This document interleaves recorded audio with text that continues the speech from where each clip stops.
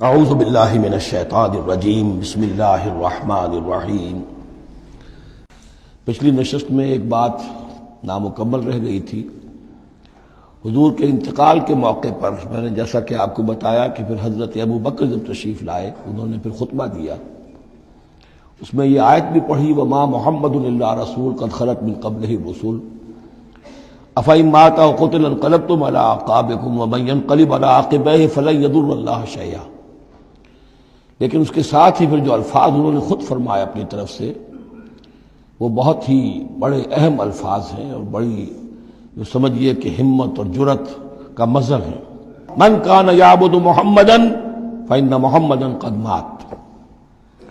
جو کوئی بھی بندگی کرتا تھا، پوجتا تھا محمد کی، وہ سن لے کہ محمد کا انتقال ہو گیا صلی اللہ علیہ وسلم۔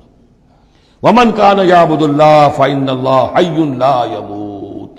اور جو کوئی اللہ کی بندگی کرتا تھا، اللہ کو پوجتا تھا، وہ یاد رکھے کہ اللہ تعالیٰ زندہ ہے، اس پر موت وارد نہیں ہوگی۔ اب ہم آگے چل رہے ہیں۔ وَلَقَدْ صَدَقَكُمُ اللَّهُ وَعْدَهُ۔ اب یہ جو عارضی شکست ہو گئی تھی اور مسلمانوں کو زخم پہنچی جس سے ان کے دل زخمی تھے، اس کے ضمن میں اب یہ بہت ہی قول فیصل کے انداز میں یہ آیت آئی ہے۔ وَلَقَدْ صَدَقَكُمُ اللَّهُ وَعْدَهُ۔ دیکھو مسلمانوں، تم ہم سے کوئی شکایت نہیں کر سکتے، اللہ نے تم سے اپنا وعدہ پورا کر دیا تھا۔ اِسْتَحُسُّونَهُمْ بِإِذْنِهِ، جبکہ تم انہیں قتل کر رہے تھے اللہ کے حکم سے، تہتے کر رہے تھے، فتح ہو گئی تھی، ہمارا وعدہ پورا تھا۔ حتی اذا فشلتم وتنازعتم فی الامر وعصیتم من بعد ما اراکم ما تحبون، یہاں تک کہ جب تم ڈھیلے پڑے، یہاں ڈھیلے کا ترجمہ کچھ اور بھی کیا گیا ہے، میرے نزدیک تم نے ڈسپلن کو ڈھیلا کیا۔ نظم جو ہے سم و طاعت، اور سم و طاعت میں ظاہر بات ہے کہ ایک ہی شخص کی اطاعت نہیں ہوتی۔ حضور صلی اللہ علیہ وسلم کی اطاعت بھی فرض تھی، اور حضور نے کسی کو امیر مقرر کیا، اس کی اطاعت بھی فرض تھی۔ آپ نے فرمایا من اطاعنی فقد اطاع اللہ، جس نے میری اطاعت کی اس نے اللہ کی اطاعت کی۔ ومن عصانی فقد عصى اللہ، جس نے میری نافرمانی کی اللہ کی نافرمانی کی۔ ومن اطاع امیری فقد اطاعنی، جس نے میرے مقرر کردہ امیر کی اطاعت کی اس نے میری اطاعت کی۔ ومن عصى امیری فقد عصانی، جس نے میرے نامزد کردہ امیر کی نافرمانی کی اس نے میری نافرمانی کی۔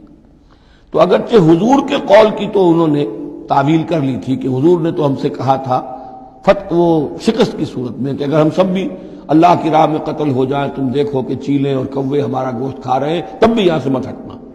تو ایک تعویل ہو گئی تھی۔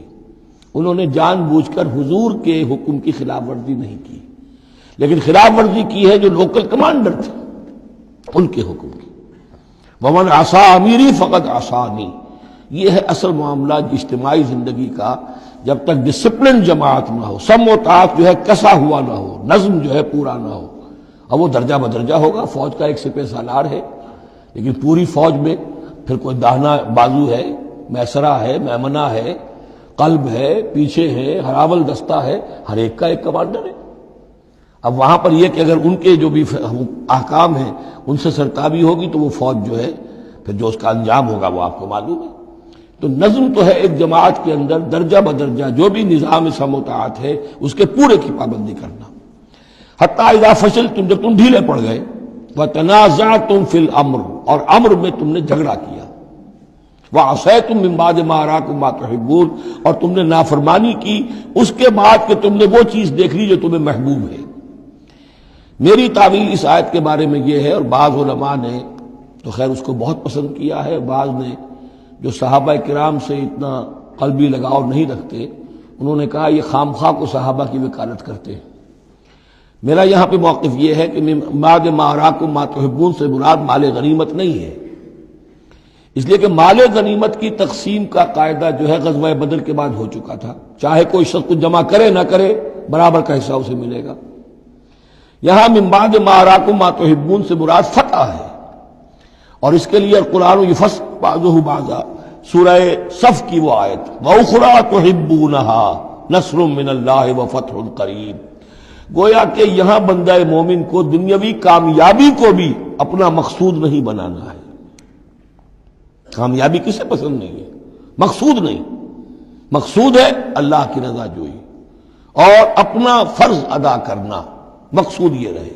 باقی کامیابی ہو ناکامی ہو جو کچھ بھی ہو اللہ کی مرضی ہے، اللہ کی حکمت ہے، اللہ کب فتح لانا چاہتا ہے وہ بہتر جانتا ہے. تو یہاں من بعد ما اراکم ما تحبون اکثر نے یہ سمجھا ہے کہ اس سے مراد ہے مال غنیمت کی طلب میں وہ وہاں پہرا چھوڑ کر چلے گئے. میرے نزدیک یہ بات صحیح نہیں ہے. یہاں پر ما تحبون سے مراد فتح ہے. وَلَقَدْ صَدَقَكُمُ اللَّهُ وَعْدَهُ إِذْ تَحُسُّونَهُم بِإِذْنِهِ حَتَّىٰ إِذَا فَشِلْتُمْ وَتَنَازَعْتُمْ فِي الْأَمْرِ وَعَصَيْتُم مِّن بَعْدِ مَا أَرَاكُم مَّا تُحِبُّونَ مِنكُم مَّن يُرِيدُ الدُّنْيَا، تم میں سے وہ بھی ہیں جو دنیا چاہتے ہیں، دنیا میں کامیابی ہو جائے، ہمارا بول بالا ہو جائے، حکومت ہماری قائم ہو جائے. مِنكُم مَّن يُرِيدُ الدُّنْيَا وَمِنكُم مَّن يُرِيدُ الْآخِرَةَ، تم میں وہ بھی ہیں جو صرف آخرت کے طالب ہیں. ثم صرفکم عنہم، تو گویا کہ تم ہم سے شکایت نہیں کر سکتے، کوئی شکوہ نہیں کر سکتے.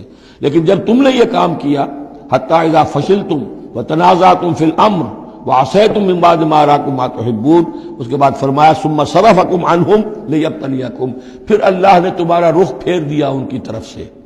پہلے تو یہ تھا کہ وہ بھاگ رہے تھے اور تم ان کے پیچھے ان کا تعاقب کر رہے تھے. اب وہ الٹا معاملہ ہو گیا کہ اب تم پیچھے اپنی جان بچانے کے لیے ادھر ادھر جا رہے ہو.